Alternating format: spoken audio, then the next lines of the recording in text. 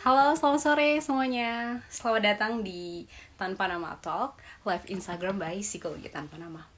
Apa kabar teman-teman semuanya? Sehat-sehat ya? Ini mungkin adalah live pertama kita setelah bulan Ramadan ya. Oke, anyway, perkenalkan aku Karenina, bagian dari Psikologi Tanpa Nama, sebuah platform yang peduli akan kesehatan mental anak muda gitu. Makanya kita setiap hari akan upload banyak hal yang sangat penting secara psikologis buat kita semua. Dan gak hanya itu teman-teman, kita juga punya psikolog profesional yang akan membantu kalian kalau kalian kesulitan dalam menyelesaikan masalah-masalah itu. Kalau kalian kepo apa aja layanan psikologinya, kan bisa klik di bio Instagram Psikologi Tanpa Nama. Di sana ada link tree, di sana ada banyak beberapa layanan psikologi, termasuk tes psikologi, juga ada konsultasi. Bahkan ada konsultasi yang gratis juga buat teman-teman yang membutuhkan. Oke? Oke, dan teman-teman, hari ini kita akan bahas topik yang sangat menarik. Bisa dibaca di deskripsinya ya. Kita akan bahas sesuatu yang sebenarnya sangat penting. Ini ada nggak ada gitu loh. Nah, by the way, narasumber kita yang hebat, yang keren udah datang. Jadi aku akan mengundang narasumber kita. Atau, halo Kak Rizka, boleh ini request to join?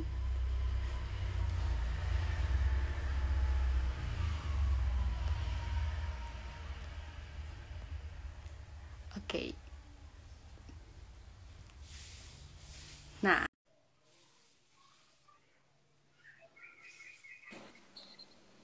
halo, selamat sore Kak Rizka. Halo, sore Assalamualaikum. Karen. Waalaikumsalam. Apa Iya, kabar? kabar aku baik juga Kak. Kakak gimana kabarnya? Alhamdulillah baik, sehat. Meski lagi hujan di luar. Hujan ya Kak? Wah, di Malang udah Iya. gak hujan deh. Oh, Oh, Karen di beres Malang Kakak? ya? Iya, aku di Malang. Lumayan sih.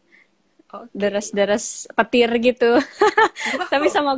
semoga kita nggak kena petir ya. Amin, amin. Kita doakan ya teman-teman keselamatan narasumber kita. Dan kita semua tentunya.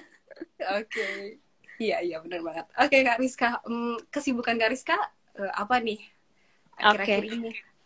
Kalau aku sih sebenarnya regularly jadi salah satu trainer di perusahaan SDM sih, lebih tepatnya outsourcing gitu.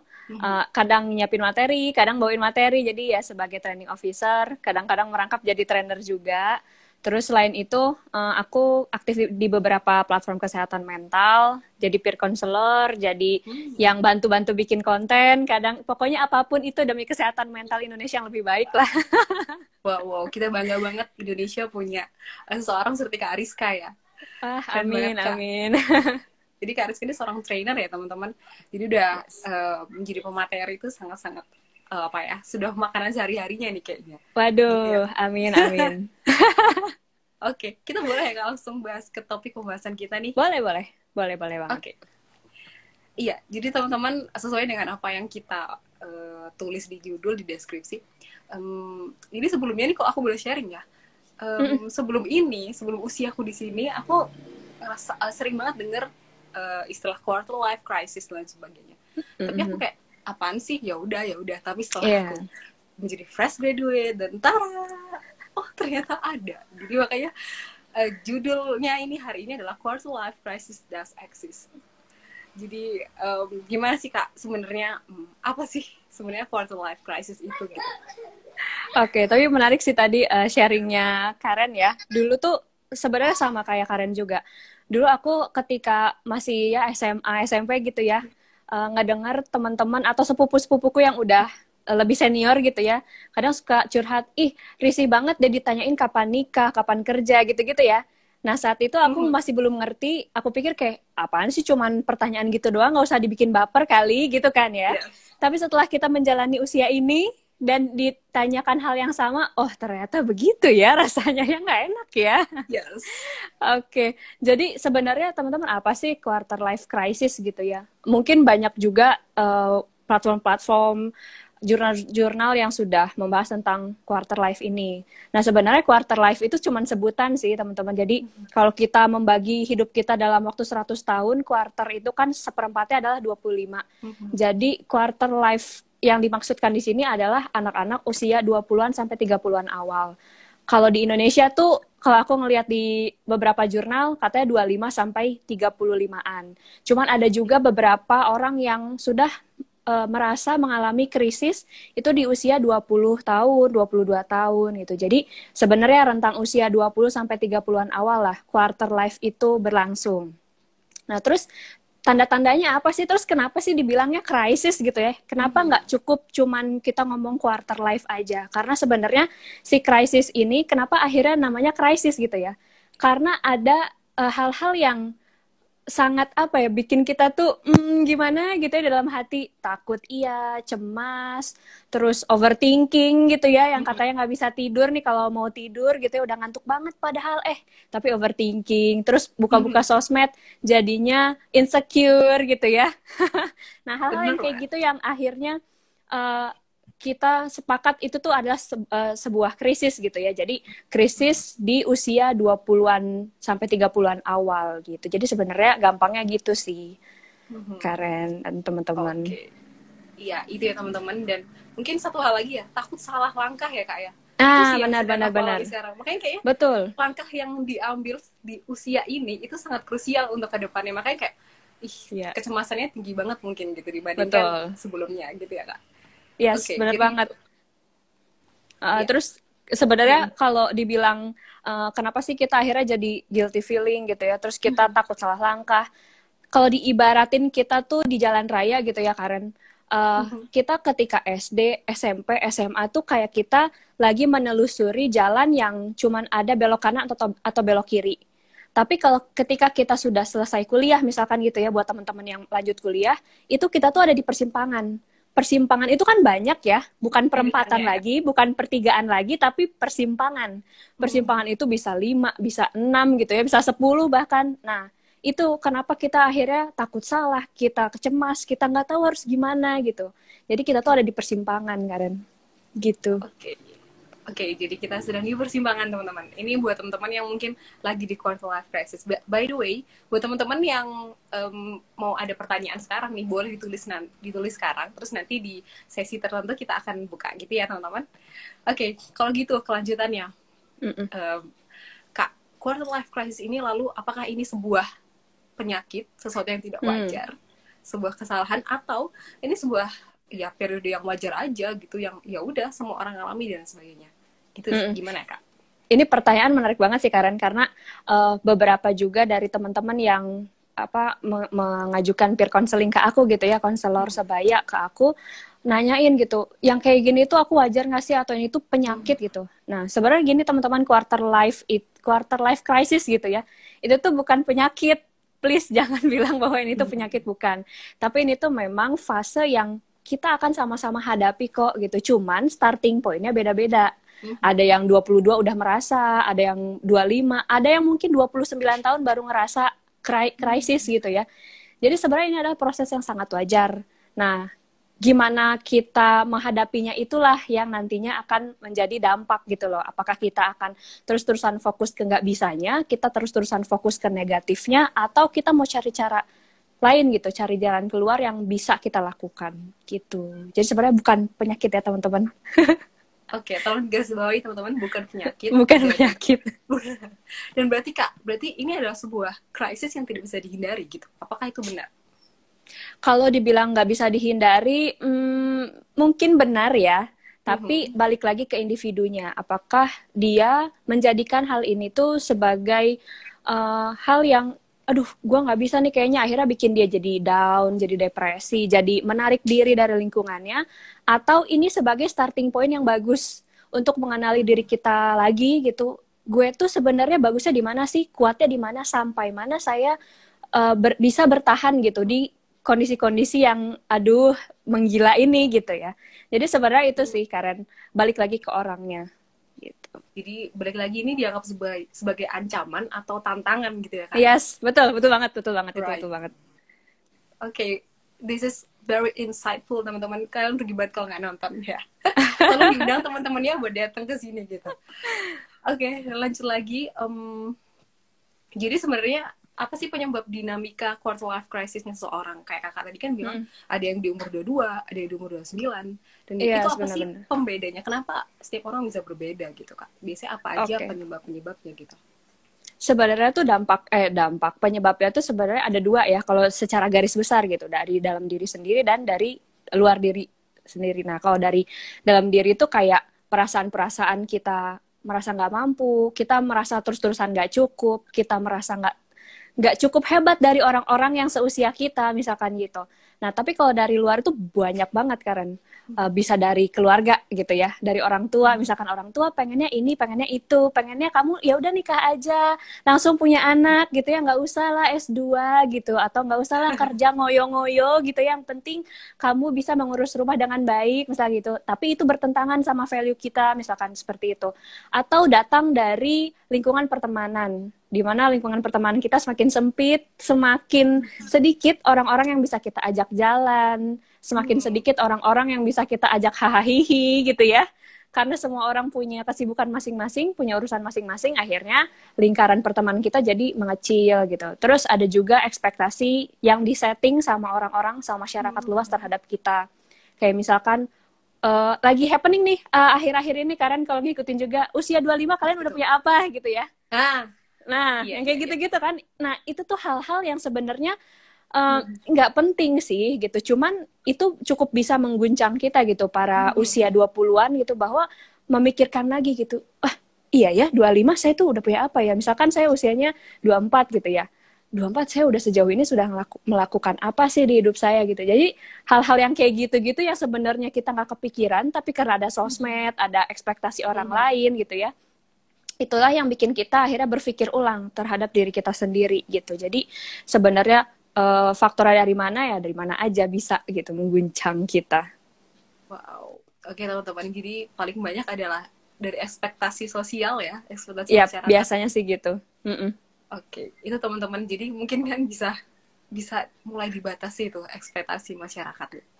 Nah, kalau gitu Kak, apa sih dampaknya quarter life crisis bagi orang-orang, mungkin dampak positifnya buat mereka yang berhasil menaklukkan, tapi apa juga dampak negatifnya buat mereka yang nggak bisa gitu Kak mengatasi ini? Nah, betul-betul. Nah, jadi sempat aku bahas juga ya tadi ya di depan, bahwa gimana kita merespon terhadap hal yang sedang kita hadapi saat ini itu penting banget. Kalau kita fokusnya sama yang kita nggak bisanya aja, kita fokusnya sama kesulitannya aja, itu nanti akan dampaknya jadi negatif. Dampak negatifnya itu kayak gimana sih? Kita tuh akhirnya makin menarik diri dari lingkungan sosial kita. Kita nggak mau ketemu teman-teman kita yang udah kerja, misalkan gitu, karena kita belum kerja, misalkan gitu ya. Atau kita nggak mau nih ketemu orang-orang luar, karena setiap kali aku keluar rumah, aku pasti ditanyain kayak, kamu umurnya berapa? Atau enggak, kamu udah lulus atau belum? Sedangkan aku belum lulus, misalkan gitu. Nah, itu pertama, menarik diri dari lingkungan sosial yang ekstrim ya, sangat ekstrim. Gak mau dihubungi, gak mau diajak jalan, dan sebagainya. Terus, dampak minusnya adalah bisa jadi depresi gitu ya, bisa jadi kehilangan motivasi hidup gitu ya, gak mau ngelakuin apa-apa. Terus, ya ada pemikiran-pemikiran untuk ya udahlah, daripada gue hidup mending gitu. Yang kayak gitu-gitu tuh itu sangat apa ya, kasihan juga sih buat teman-teman yang fokusnya tuh hanya dia nggak bisanya aja. Nah, tapi bagusnya lagi nih sebenarnya quarter life crisis ini adalah sebagai modal kita untuk bisa mengenali diri kita sendiri. Wah, saya ini ternyata kalau udah sekian jam bekerja tuh merasanya stres, merasanya butuh istirahat. Jadi kita lebih kenal lagi sama diri kita sendiri. Terus karena kita tahu nih nggak enaknya gitu ya, misalkan nggak enak, susahnya cari kerja, atau misalkan susahnya cari pasangan gitu ya, akhirnya itu bikin kita memperbaiki diri kita lagi gitu. Oh, berarti saya tuh harus menambah skill yang bisa membuat recruiter misalkan jadi tertarik sama saya. Atau misalkan saya bisa mencapai S2 yang saya pengen, misalkan S2 di salah satu universitas ternama di luar negeri, misalkan gitu. Karena saya pengen mencapai tujuan itu, maka saya harus memperbaiki diri dong. Saya tambah wawasan, terus diskusi sama banyak orang dan sebagainya. Terus kayak misalkan kalau percintaan gitu ya, kok saya belum dapat aja pasangannya, sedangkan teman-teman saya tuh udah pada nikah, beranak pinak gitu ya, udah ada yang anaknya 2 bahkan gitu ya. Kok saya pacar aja belum? Jangankan pacar deh Kak gitu ya, yang deketin aja nggak ada gitu. Itu kenapa ya, apa yang salah dari saya misalkan gitu. Nah, hal-hal itu yang bisa kita coba evaluasi lagi dari diri sendiri. Oh, mungkin saya tuh kurang ramah mungkin sama orang lain, atau lingkaran perkenalan saya atau link saya masih di situ-situ aja, sehingga saya belum nemu yang cocok terus misalkan sampai saat ini gitu sih. Jadi negatifnya adalah ya kita akan jadi menimbulkan mental issue ya yang lain. Tapi kalau positifnya adalah itu bisa jadi modal kita untuk kedepannya menjalani hidup yang mungkin lebih berat. Oke. Duh, kayaknya jelas banget ya teman-teman. Jadi kalau kalau misalnya fokus ke nggak bisanya, tadi Kak Rizka bilang, jadinya bakal akan punya mental issues, bisa contohnya dalam menarik diri dari sosial. Tapi kalau kalian bisa mengatasinya, kan justru punya modal buat maju ke depan dengan mengenal diri kalian, kayak gitu ya. By the way, ada salam dari Mbak Cherry. Halo Mbak Cherry. Halo Mbak Cherry, terima kasih udah nonton, Mommy. Iya. Oke, kayak gitu ya teman-teman. Jadi keberhasilan, jadi kalau dari yang disimpulin dari yang Kak Rizka bilang tadi, berarti keberhasilannya adalah bagaimana mengatasi keberhasilan quarter life crisis itu dia dari bagaimana kan mengatasi pemikiran-pemikiran dan ekspektasi masyarakat tadi dijadikan ancaman atau tantangan gitu ya. Betul sekali. Terus Kak, sekarang jadi kemarin waktu aku ngadain survei sedikit gitu tentang ini, ada beberapa orang yang masih nggak percaya dengan quarter life crisis gitu. I see. Ataupun kalau mungkin mereka percaya itu ada, tetapi mereka belum di stage itu, apa nih tips dari Kak Rizka untuk mereka ini gitu? Untuk teman-teman yang merasa belum ya, kalau ini berarti tipsnya ya? Iya. Oke. Kalau buat teman-teman yang mungkin usianya masih remaja akhir gitu ya, atau merasa belum, kayaknya gue ngerasa fine-fine aja nih sama hidup gue gitu ya, gue nggak percayalah sama namanya quarter life crisis gitu ya. Kalau aku sih pengen bilang aja bahwa suatu hal yang belum terjadi saat ini itu bukan berarti tidak akan terjadi di diri kamu. Mungkin itu akan terjadi, tapi nanti. Perbanyaklah mencari informasi, baca buku, baca jurnal, ngobrol sama orang yang mungkin lebih paham tentang hal itu. Atau YouTube juga banyak gitu kan, membahas tentang hal-hal yang sangat esensial gitu. Mau ngomongin quarter life crisis, mau ngomongin tentang tujuan hidup tuh banyak banget. Sebisa mungkin kita menggali informasi, memperluas knowledge kita. Jadi jangan sampai karena ketidaktahuan kita, akhirnya kita jadi nggak percaya, akhirnya kita jadi menolak. Nah, hal-hal itu sih yang sebenarnya perlu kita evaluasi dan minimalisir gitu dari sekarang. Kita perlu wawasan yang lebih luas lagi gitu. Untuk akhirnya, kalaupun nanti kita sampai pada quarter life crisis itu, kita nggak akan terlalu yang gimana banget gitu. Oh, ternyata ini yang namanya quarter life crisis. Oh, ini ternyata yang kemarin misalkan diomongin sama psikologi tanpa nama gitu ya. Ternyata kejadian juga nih di aku. Tapi karena udah punya banknya gitu ya, bank ilmunya, udah tahu seperti apa dan harus bagaimana, akan mungkin lebih mudah gitu melewati tahap demi tahapnya gitu. Itu kalau buat yang belum nyampe ya di quarter life crisis gitu sih Karen kalau dari aku. Oke, jadi tadi Kak Rizka bilang cari pengetahuan sebanyak-banyaknya, baca buku, jurnal, YouTube juga instan banget, kita tinggal konsumsi. Betul. Gitu ya. Dan juga sharing-sharing ke orang-orang yang udah berpengalaman atau sudah di tahap itu atau sudah berhasil mengatasinya, gitu ya Kak ya? Benar sekali. Nah, terus ini mungkin yang paling penting nih. Lalu tips apa atau tips buat teman-teman yang sedang dalam quarter life crisis ini? Bagaimana sih cara mengatasinya gitu? Dari Kak Rizka gimana Kak? Oke, buat teman-teman yang sedang mengalami quarter life atau sedang berada di fase usia 20-30-an tahun yang sangat ya menguras energi dan juga emosi ya. Sebenarnya satu hal yang harus kita sama-sama pahami dan ingat terus bahwa kita tuh nggak sendirian teman-teman. Jadi kadang kita tuh ngerasa, aduh cuman gue doang ya yang ngerasain ini, apa cuman gue doang yang pusing tentang masalah jodoh, pekerjaan dan bla bla bla. Perlu teman-teman ingat bahwa nggak sendirian kok gitu. Ada orang-orang di sekitar teman-teman yang mungkin tidak sepengetahuan kita ya, tapi dia tuh peduli dan mau loh dengerin dan juga diskusi gitu loh sama kita. Jadi yang pertama adalah support system. Support system itu penting banget untuk di usia kita ini gitu ya, terutama kita tanya sama teman-teman kita yang nggak cuman bisa hahaha, nggak cuman bisa ngegosip aja, tapi carilah teman-teman atau orang-orang yang bisa menilai kita secara objektif, yang bisa kasih saran kita secara kritis gitu ya. Mungkin omongannya akan sedikit pedas atau sangat pokoknya real banget gitu ya yang dia omongin gitu, tapi dia akan ngasih saran hal-hal yang possible yang bisa kita lakukan sesuai dengan kemampuan diri kita yang dia kenal gitu. Nah, pertama support system itu penting. Yang kedua adalah kita harus terus-menerus aware sama diri sendiri. Kenalan lagi sama diri kita sendiri, terus kita coba evaluasi.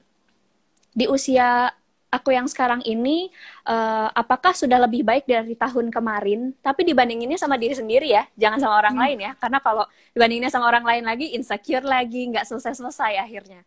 Yes. Bandinginnya sama diri sendiri. Simpelnya sih gitu. Kayak misalkan ulang tahun gitu ya, kita ulang tahun. Kita coba untuk evaluasi diri. Oke, aku sekarang udah ulang tahun ke 25 tahun nih misalkan gitu. Apa ya hal-hal yang sejauh ini sudah lebih baik dibandingkan tahun kemarin, atau tahun depan itu apa yang mau aku capai gitu. Nggak usah banyak-banyak, 3 aja misalkan gitu. Misalkan selama setahun ke depan aku pengen bahasa Inggrisku lebih lancar misalkan gitu, atau aku pengen lebih bisa perhatian sama orang tua dan adik-adikku misalkan gitu. Dan yang ketiga adalah aku bisa lebih hidup sehat dengan olahraga rutin dan juga minum air putih secara teratur gitu. Nah, hal-hal yang receh kayak gitu yang kita bisa terapkan ke diri sendiri gitu ya. Yang pertama, yang kedua itu ya, self awareness is a must gitu ya. Kemudian yang selanjutnya adalah coba kita bikin plan-plan kecil. Ya bisa dalam jangka waktu 6 bulan ke depan, setahun ke depan, 3 tahun ke depan. Ntar kalau misalkan kita udah terbiasa nyusun planning kayak gitu, 5 tahun ke depan mau apa, 10 tahun ke depan, dipikirin aja dulu. Satu aja dulu, kira-kira apa yang mau kita capai gitu. Nah, biasanya ketika kita udah setting plan gitu ya, terus kita cacah lagi nih ke poin-poin terkecil yang bisa kita lakukan mulai hari ini tuh apa sih? Kayak misalkan, oh aku tahun depan pengen S2 misalkan gitu. Oh berarti dari sekarang aku harus belajar dong tentang hal-hal yang bersangkut paut dengan S2 aku nanti misalkan gitu. Dari sekarang baca buku, ngobrol sama teman-teman yang udah mungkin duluan S2, atau dosen-dosen kita yang udah pernah masuk ke universitas itu gitu-gitu. Hal-hal terkecil satu aja tapi setiap hari itu penting banget. Kemudian yang selanjutnya adalah kita harus ingat bahwa ada hal-hal yang bisa kita kontrol dan ada hal-hal yang tidak bisa kita kontrol. Ada hal yang bisa kita kendalikan, ada yang tidak. Karena seringnya kita tuh ngerasa insecure, kita ngerasa, aduh kok aku nggak lebih baik ya daripada dia ya, karena kita masih terjebak nih. Kita masih ngerasa semua-muanya bisa kita lakuin, semua-muanya bisa kita kontrol gitu. Padahal enggak juga gitu. Apa yang orang lain bisa kendalikan belum tentu bisa kita kendalikan, dan sebaliknya. Jadi semua orang punya plus minusnya lah. Kita harus banget ingat itu ya. Dan yang terakhir adalah manage ekspektasi kita. Tapi selain kita manage ekspektasi, kita juga harus realistis. Apa yang bisa kita lakukan hari ini, apa yang nggak bisa dulu gitu ya, belum bisa kita lakukan hari ini gitu sih. Jadi itu penting. Kalau dari aku sih segitu aja, Karen, karena banyak sekali tips-tips kalau di luar sana gitu ya. Tapi yang paling penting adalah 4 tadi sih. Oke. Itu dibilang segitu aja, padahal itu banyak banget teman-teman. Sangat penting banget dan sangat praktis buat kita lakukan. Jadi kalau aku ingat-ingat ya, semoga ini aku nggak salah. Yang pertama, aduh kan lupa. Support system. Lupa. Wait. Yang pertama apa, Kak? Yang pertama tentang support system sih. Oh iya, penting. Pertama support system, yang selanjutnya self awareness. Kita harus kenali diri kita gitu ya. Terus yang ketiga bikin target ya, Kak ya. Yep. Bikin target yang jelas. Yang keempat tentang apa yang kelima ya. Betul. Yang keempat itu tentang hal yang bisa kita kontrol dan yang enggak. Ini penting banget. Hal yang bisa kita kontrol dan enggak gitu. Kebanyakan yang anak muda karena idealis ya kan, Kak. Benar. Pengen banget merubah dunia dan sebagainya. Betul banget. Enggak bisa semua kita kontrol gitu lah. Oke, ini teman-teman sangat-sangat sangat apa ya, insightful kan, sangat praktis buat bisa kita lakukan hari ini Amin. banget gitu. Makasih Kak Rizka. Sama-sama. Oke, by the way teman-teman gimana? Apakah ada pertanyaan? Silahkan boleh ditanyakan gitu. Ini menarik nih Kak, ada yang komentar nih dari mana tadi kok hilang ya? Coba kita lihat. Oh, ini dari Michael Claudius _ Siregar. Jadi dia bilang kalau udah di quarter life crisis, tapi dia biasa aja dan santuy dia aja. santai aja dengan semangat hidupnya gitu. Jadi Kak, kalau misalnya lihat kayak gini, ada orang yang bisa santai, ada yang bisa enggak. Gitu. Apa sih Kak sebenarnya faktor-faktornya kenapa bisa tiap orang beda gitu dalam menjalani quarter life crisis ini? Sebenarnya faktornya banyak ya. Cuman kalau yang paling aku tanamkan di dalam diri aku adalah semuanya berawal dari kepala kita sih. Gimana kita mempersepsikan suatu hal, gimana kita memandang suatu masalah, apakah ya itu tadi, apakah kita mau memandang masalah itu sebagai ancaman aja atau sebagai tantangan kita untuk menjadi lebih bagus. Mungkin dari yang sharing tadi ya, dari Michael Claudius itu, mungkin dia udah ngerti gitu bahwa oh setiap hari itu pasti ada aja gitu ya masalah, pasti ada aja hal-hal yang perlu kita hadapi. Jadi ya udah, aku hadapi aja dengan cara-caraku yang possible, yang bisa aku lakukan. Let's fight gitu loh. Karena ya namanya juga hidup gitu ya, kita keluar dari rumah aja pasti ada masalah gitu loh. Jangankan keluar rumah gitu, kita bangun tidur aja gitu, mungkin ngeliat HP ada masalah gitu ya. Jadi memang hidup ini banyak apa ya, dinamikanya tuh sangat banyak, sangat tidak statis gitu ya. Jadi be ready aja, terus ya itu tadi, kenali diri sendiri itu udah paling bener sih. Jadi kalau misalkan kita kenapa-kenapa, coba tanyain lagi sama diri sendiri, apa ya yang bisa saya lakukan gitu, apa yang tidak bisa saya lakukan gitu-gitu. Jadi dari jawaban kakak tadi, berarti yang paling pentingnya tuh itu seni apa ya, mengontrol pikiran ya Kak, mengontrol apa namanya, apa yang ada di pikiran kita supaya nggak ya, jadi insecure banget, jadi aku Betul. banget. Itu penting banget di usia ini berarti ya Kak. Penting karena ya itu sih sebenarnya aku juga dulu orangnya insecurean ya pas zaman SMA SMP gitu, karena aku kan sebenarnya anak nomaden, jadi ikut papa tuh dinas kemana-mana gitu ya, lumayan keliling Indonesia gitu. Aku berpindah dari satu tempat ke tempat lain, itu tuh membuat aku insecure lumayan parah sih gitu, kayak bahasa beda apa segala beda gitu ya. Tapi setelah aku SMA terus kemudian kuliah, aku mikir bahwa kalau misalkan aku insecure terus ya kapan aku majunya gitu loh. Ya orang lain oke lah, boleh lah. Misalkan dia dapat award tentang suatu hal gitu ya di usia yang sama denganku, mungkin itu memang kelebihan dia, itu memang yang dia bisa. Nah, aku apa nih gitu? Aku mungkin gak akan sama punya award yang sama dengan dia, tapi aku pasti punya award di lain tempat gitu, award di lain hal. Entah itu misalkan aku jadi bisa ngajarin atau sharing ke orang tentang kesehatan mental gitu-gitu, sedangkan dia tentang finance gitu-gitu. Nah, hal-hal itu yang sebenarnya kita harus sadari di pikiran kita sih, bahwa ya aku dan kamu tuh beda, dan kita tuh bisa kolaborasi loh dengan kehebatan-kehebatan kita itu. Gitu. Oke, jadi harus tahu apa wordnya kita tuh di mana gitu ya Kak. Nah, betul. Bagusnya kita tuh di mana? Benar. Dan kita nggak harus bisa semuanya gitu kan ya Kak. Nggak harus. Yang ada kita membludak kalau bisa semuanya. Yes, benar. Jadi itu tadi balik ke poin be realistic gitu ya Kak. Yes, realistis, benar. Oke, jadi tadi ada pertanyaan, aku kelupaan ternyata untuk ngelihatnya. Sorry Kak, Ipang nggak apa-apa. 4355. Ini pertanyaan susah nih tapi kayaknya Kak. Oh, oke. Tentang jodoh nih ya. Iya, jadi umur 31 belum dikasih jodoh, solusinya dong Kak. Oke, sebenarnya seorang psikologis gitu. Psikologis. Mungkin aku ngomong ini sebagai ini sharing aja ya, maksudnya aku tidak mau menjadikan oh iya kata Kariska harus begini, bukan harus sih, ini aku sharing aja. Karena aku juga ada di tahap itu gitu ya, maksudnya belum menemukan yang pas. Yuk kita tos dulu. Kita belum menemukan yang pas. Jadi sebenarnya apa sih yang bisa kita lakukan gitu ya sejauh ini gitu. Apa yang bisa kita lakukan hari ini dan besok dan seterusnya adalah coba kita perluas pertemanan kita. Mungkin kita evaluasi lagi, apakah kita kurang ramah sama orang di sekitar kita gitu ya, sehingga nggak ada yang merekomendasikan kita misalkan gitu. Atau kita masih terjebak di pemikiran-pemikiran yang mungkin itu mitos ya tentang lawan jenis. Akhirnya yang bikin kita jadi takut gitu untuk berkenalan sama lawan jenis, untuk memulai hubungan kembali gitu. Atau mungkin ada hal-hal yang belum selesai di kehidupan kita di masa lalu. Misalkan belum selesai nih kita permasalahannya sama mantan gitu ya. Kita merasa kita belum selesai gitu, padahal mungkin sebenarnya udah selesai. Nah, hal-hal yang kayak gitu tuh kita perlu untuk ngobrol lagi sama diri sendiri.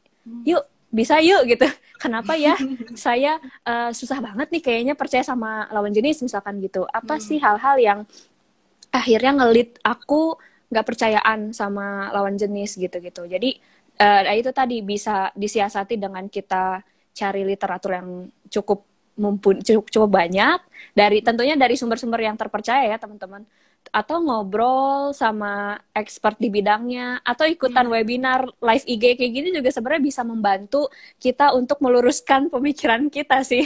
Kadang tuh kita melenceng gitu kan mikirnya. Jadi hal-hal yang kayak gini tuh bisa kita jadikan sebagai ajang kita bertukar pikiran, sehingga apa yang kita pikir itu benar gitu ya selama ini, oh ternyata tuh itu kurang tepat gitu loh ternyata. Seperti itu sih. Mungkin kalau dari aku sharingnya kayak gitu, Mas Ipang ya. Ipang, jadi gitu. perluas pertemanan gitu ya Kak, terus benahi diri, maksudnya kenali diri sendiri dulu. Betul. Jangan-jangan ada yang salah dan ada yang mengganjal atau enggak, benar, unfinished business-nya, bisnis dan sebagainya tadi. Dan mungkin aku juga mau nambahin dari yang sebelumnya kita bahas bahwa nggak harus juga kok menikah apa ya di usia 31 misalnya. Oh ya betul, tertentu ya, kan, di usia tertentu ya. Benar-benar nggak harus gitu. Ekspektasi sosialnya itu apa ya? Mungkin harus dikurangi, jangan apa ya? Jangan sampai itu tuh menghantui kita banget gitu. Betul. Sebenarnya kalau lebih berat lagi kalau itu datang dari orang-orang terdekat ya, Karen, kayak misalkan orang tua gitu. Karena aku pun mengalami gitu. Gimana sih rasanya nggak enak ditanyain ada yang udah deket belum misalkan gitu ya, atau nikahnya kapan. Ya kemarin tuh lebaran ya, momen-momen lebaran gitu, meskipun kita virtual, pertanyaan itu masih aja tetap ada ternyata, saudara-saudara ya. Memang kayak template gitu. Nah sebenarnya gini sih, ya memang itu mengganggu kita, cuman kita juga kan nggak bisa ngontrol orang lain gitu. Jadi sorry ada yang jatuh. Kita nggak bisa ngontrol orang lain mau ngomong apa, kita nggak bisa mengendalikan orang lain itu mau basa-basi sama kita seperti apa. Yang bisa kita kendalikan adalah diri kita sendiri. Kalau ada pertanyaan itu, apa yang harus saya jawab? Apa yang harus saya jelaskan? Jadi gini aja teman-teman, kalau misalkan ditanya kapan nikah, atau ih kok umur 26 perempuan belum nikah, hati-hati loh jadi perawan tua, misalkan gitu ya. Coba untuk tenang, terus kemudian jelaskan apa hal-hal yang ingin kita capai dulu nih dalam waktu dekat, sehingga menyebabkan kita akhirnya nggak fokus di bagian itu dulu gitu, nggak fokus di bagian perjodohan dulu. Ya mau nggak mau kita harus menjelaskan sih apa yang ada di dalam diri kita, di dalam pikiran kita, sehingga orang lain itu bisa mengerti. Tidak terkecuali orang tua sih gitu. Jadi kalau misalkan orang tua tetap terus-terusan mendesak gitu ya, ya kita juga paham sih. Orang tua juga pengen melihat anaknya menikah, bahagia gitu ya. Tapi kita juga harus bisa sama-sama berdiskusi dan berkompromi bahwa menikah itu bukan tentang usia, tapi tentang kesiapan aku gitu loh.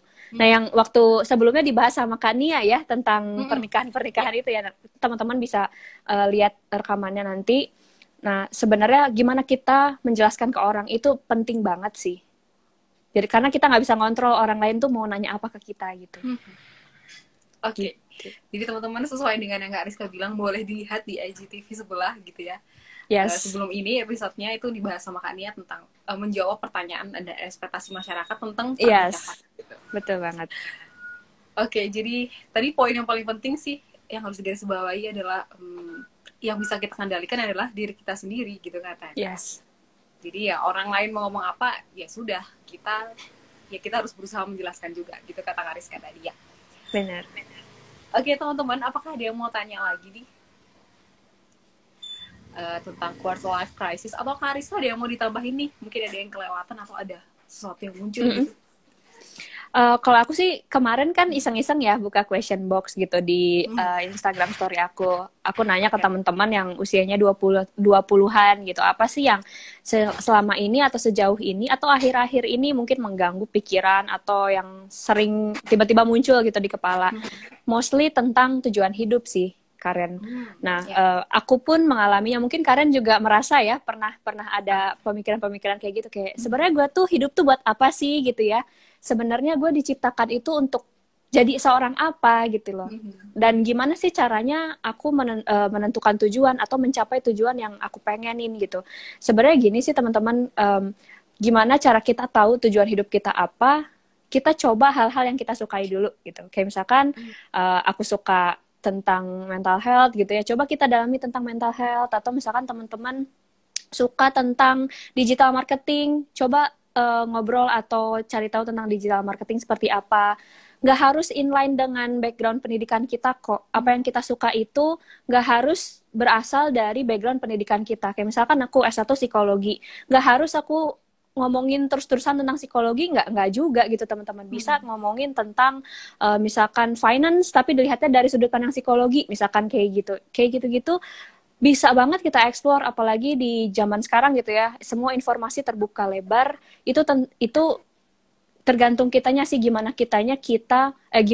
gimana diri kita untuk bisa memanfaatkan informasi yang sedemikian banyak di luar sana itu untuk menjadi bermanfaat buat diri sendiri dan juga orang lain di sekitar kita gitu. Dan jangan lupa untuk tanyakan sama diri sendiri, values hidup lo apa sih gitu. Nilai-nilai yang pengen dicapai di dalam hidup lo apa. Misalkan apakah pengen banget bantuin orang lain gitu. Oh oke, berarti values kamu adalah nolong orang gitu. Tapi nolong orangnya tuh yang seperti apa? Nah, itu tuh didefinisikan. Kalau udah didefinisikan, dicacah lagi tuh, jadi perilaku-perilaku apa yang bisa kita lakukan. Nah, itu tuh bisa apa ya, mengecilkan overthinking kita sebenarnya terhadap tujuan yang goalsnya kayaknya gede banget gitu ya, pengen mengubah dunia, tadi kata Karen gitu ya, ingin mengubah dunia gitu. Ya bisa, cuman gimana, action plan-nya tuh dibikin kecil. Dreams-nya boleh besar, dreams itu harus besar, tapi action plan itu harus dibikin kecil, sekecil mungkin gitu. Wow. Iya tadi tuh ya, garis bawah lagi, dreams harus besar, tapi action plan harus sekecil mungkin, sekonkret mungkin gitu ya Kak? Yes, serealistis mungkin. Iya, dan serealistis mungkin. Tapi bener banget Kak, jadi waktu aku kemarin juga tanya-tanya tentang itu, mereka setuju quarter life crisis atau lebih tepatnya fresh graduate itu sangat-sangat apa ya, bikin mereka konflik batin karena mereka nggak tahu apa yang mereka harus lakukan. Berarti kan tujuan hidupnya belum jelas dan mereka nggak punya action plan yang jelas juga. Jadi begitu selalu dijawab teman-teman. Ketika kita punya action yang tadi kata Kariska, kita akan jadi lebih insecure-nya akan turun karena kita tahu apa yang harus kita lakukan setelah ini gitu. Gitu ya. Iya, benar. Jadi kita nggak bingung-bingung lagi. Aduh, hari ini harus ngapain ya? Besok harus ngapain ya? Gitu. Kalau udah punya action plan akan lebih mudah sih. Oh, besok aku harus ngerjain ini nih karena aku punya tujuan ini, punya suatu tujuan yang ingin aku tuju. Nah, itu sebagai motivasi juga sih buat diri kita sendiri. Gitu. Ya. Oke, tadi Kak Aska juga bilang kalau mencari tujuan dimulai dari apa yang kita suka gitu. Kita suka kata Kak Aska. Dan itu teman-teman mungkin itu ini ya Kak, mungkin kita bisa pakai konsep ikigai nggak sih Kak? Itu bisa banget. Buat kita bisa apa namanya? Iya, nemuin tujuan. Jadi ikigai itu teman-teman tadi yang pertama udah Kak Diska bilang dari apa yang kita suka. Kedua, apa yang kita jago ya Kak ya, apa yang kita jago, ya, apa yang kita bisa, apa yang kita jago di sana. Terus apa yang dunia ini butuhkan, betul. Dan yang terakhir adalah apa yang dunia ini bisa bayar ke kamu. Iya. Gitu. Kita tuh worth it untuk dibayar di bagian apa gitu. Di bagian apa? Benar-benar ikigai. Itu sebuah apa ya, diagram Venn teman-teman, diagram Venn. Betul. Itu. Nah, tengahnya itulah nanti akan menjadi apa namanya? Tujuanmu yang apa purpose of life ya. Ya, tujuan yang kamu suka tapi juga realistis. Karena kan banyak ya orang-orang yang bilang, passion versus money gitu. Kamu cari yang mana, kamu cari uang atau passion. Padahal kita bisa temuin keduanya gitu di tengah-tengah. Betul. Gitu. Cuman kita nggak bisa dapetin kalau kita nggak mau explore. Jadi kalau teman-teman pengen dapat tujuannya tapi nggak pengen ngapa-ngapain, cuman rebahan aja, ya jangan harap akan mendapatkan apa yang kita pengen gitu ya. Kalau lo pengen sesuatu, kejar. Kalau lo pengen sesuatu, lo harus doing something gitu, nggak bisa diem aja gitu. Bahkan kalau harus gagal ya harus terima ya, kayak trial and Iya, error. gagal itu bagian dari sukses katanya. Dan semoga iya. Semoga iya.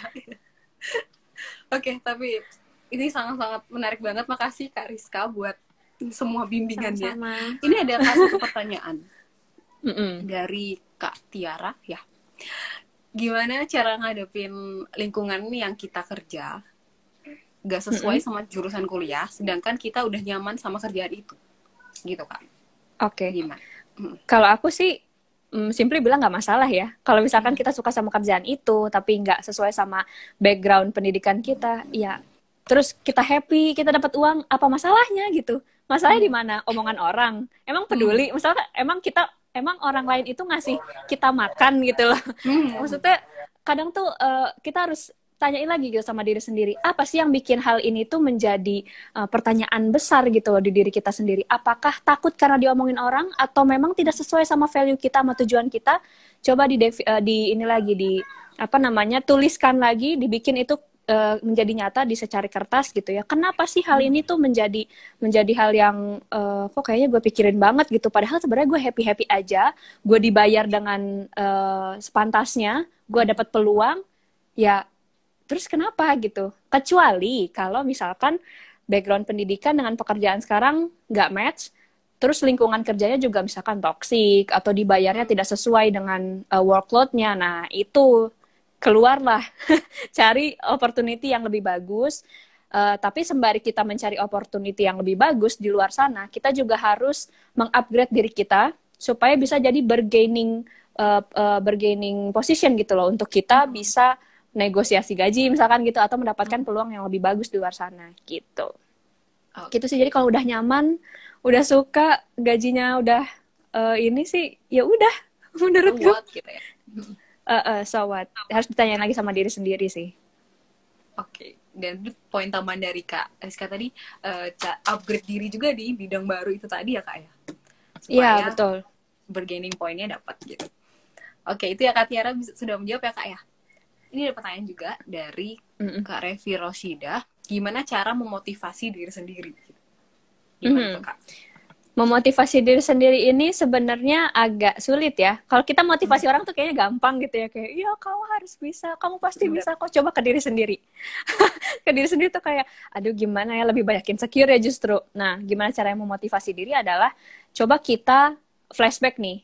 Misalkan setahun ke belakang atau 6 bulan ke belakang gitu. Kita tuh udah melakukan hal-hal luar biasa apa sih yang belum pernah kita lakukan selama hidup kita. Apa hal-hal yang menjadi prestasi untuk diri kita, meskipun orang lain itu nggak nganggep apa yang kita lakukan sebagai prestasi gitu, tapi kita happy melakukannya, kita dapat sesuatu dari hal itu.